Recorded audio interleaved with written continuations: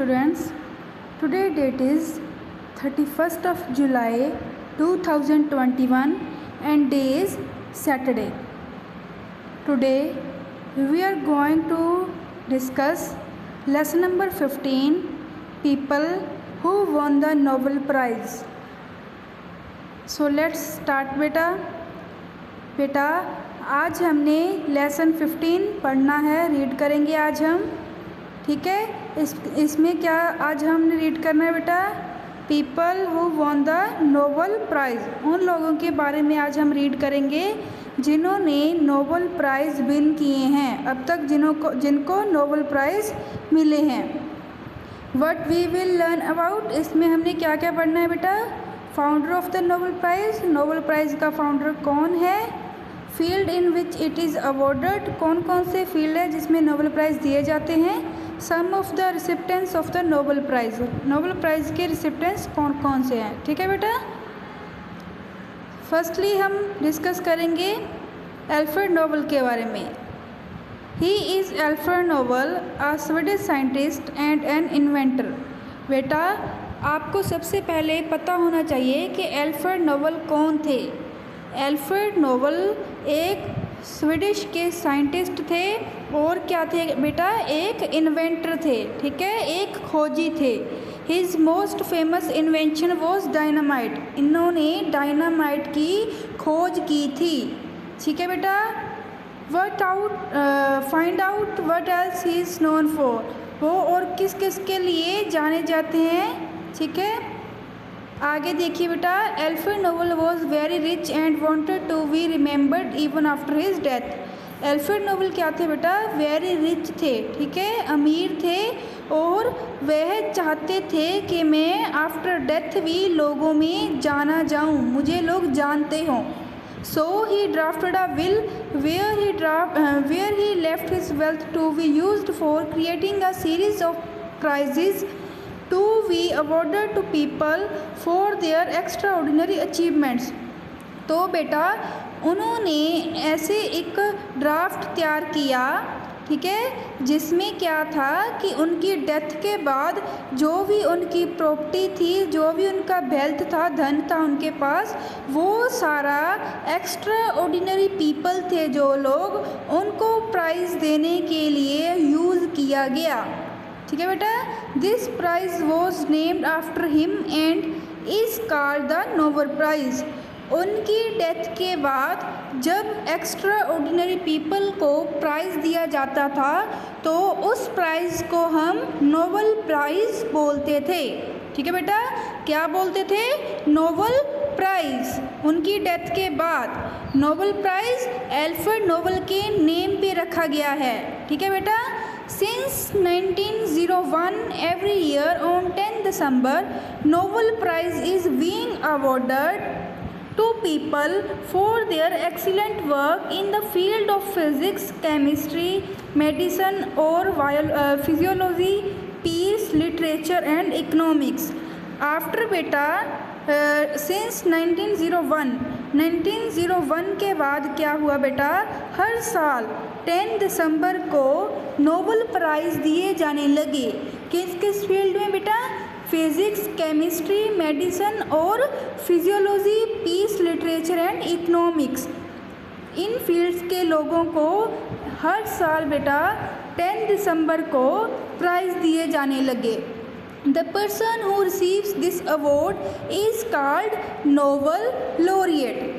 जो पर्सन बेटा जिसको अवार्ड दिया जाता था नोबल प्राइज़, उसको हम क्या बोलते हैं, नोबल लॉरिएट, ठीक है बेटा।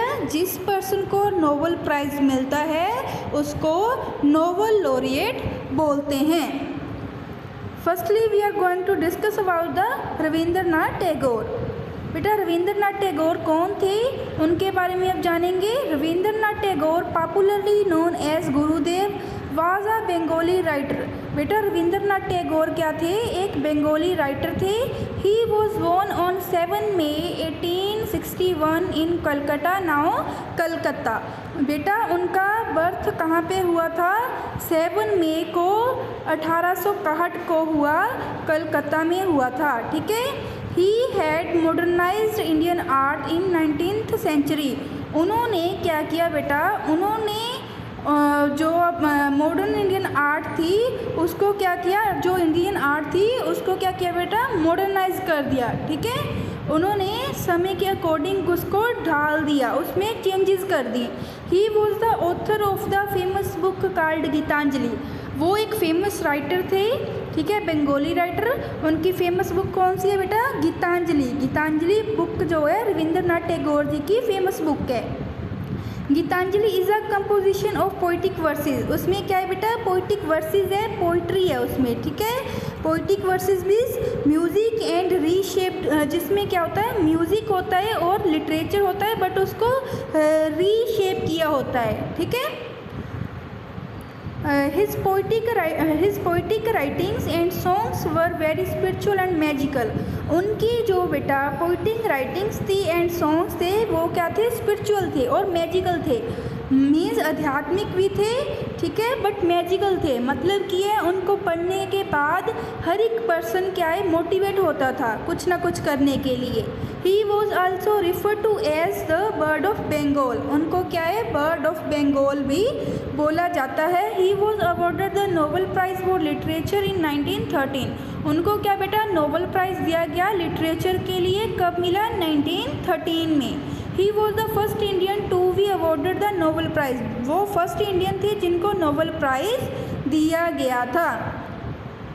बेटा now we are going to discuss about the Martin Luther king Jr. 1929 to 1968। मार्टिन Luther king Jr. was one of the greatest leader of the American civil rights movement। बेटा मार्टिन लूथर किंग क्या थे, एक greatest leader थे, कहाँ के, American civil rights movement के। ठीक है, किसके थे लीडर, ये अमेरिकन सिविल राइट्स मूवमेंट था एक, ठीक है, उसके लीडर थे ये। He was born in 1929 in Atlanta the USA में इनका बर्थ हुआ था। He was highly influenced by non violent principles of Mahatma Gandhi. ये महात्मा गांधी से, जो महात्मा गांधी जी का एक उनके प्रिंसिपल्स थे नॉन वायलेंस के, अहिंसा आपको पता होगा अहिंसा क्या है, मतलब कि किसी को भी मारो मत। ठीक है, अहिंसा गांधी जी का प्रिंसिपल है। ये भी उनसे इन्फ्लुएंस्ड हुए, प्रभावित हुए थे। He fought against the racial discrimination. इन्होंने क्या किया बेटा, इन्होंने फाइट करनी शुरू कर दी, किसके अगेंस्ट, रेसिकल डिस्क्रिमिनेशन। रेसिकल डिस्क्रिमिनेशन मीन्स नस्ली भेदभाव। जब हम किसी को उसके कहते हैं ना, हम भी कोई छोटा है, तू बड़ा है, तू गोरा है, तू काला है, या फिर हम कास्ट के बेस पे करते हैं। ठीक है, कि उसकी कास्ट लो है, हमारी हाई है, देन इसको क्या बोलते हैं, रेसिकल डिस्क्रिमिनेशन। इसके अगेंस्ट फाइट की थी किसने की, मार्टिन लूथर किंग ने। His efforts gathered many supporters and finally a law was passed which gave equal rights to all the citizens of America। इनों के जो बेटा इन्होंने एफर्ट्स किए, आफ्टर दैट क्या हुआ, सबको इक्वल राइट्स मिल गए। अमेरिका में सबको क्या हुआ, इक्वल राइट्स मिल गए। He was awarded the Nobel prize for piece in 1964। After that बेटा इनको भी नोबेल प्राइज़ दिया गया पीस के लिए, 1964 में दिया गया। ठीक है बेटा।